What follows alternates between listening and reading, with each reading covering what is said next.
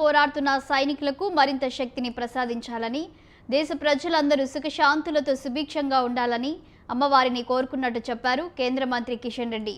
సికింద్రాబాద్ ఉజ్జయిని మహంకాళి అమ్మవారి బోనాలను పురస్కరించుకొని రాష్ట్ర ప్రజలకు శుభాకాంక్షలు తెలిపారు ఆయన.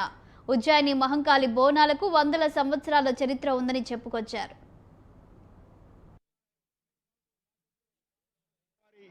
వందల సంవత్సరాలుగా సికింద్రాబాదు ఉజ్జయిని మహంకాళి అమ్మవారి బోనాల పండుగ అత్యంత వైభవంగా కన్నుల పండుగగా ప్రజలందరూ కూడా భక్తి శ్రద్ధలతో నిర్వహించుకుంటారు.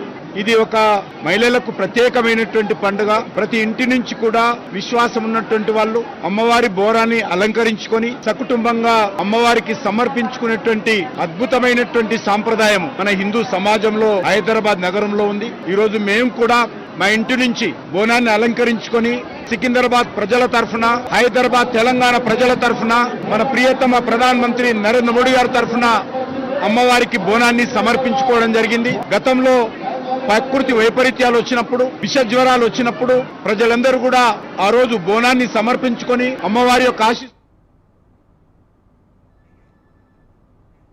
తప్పుడు హామీలతో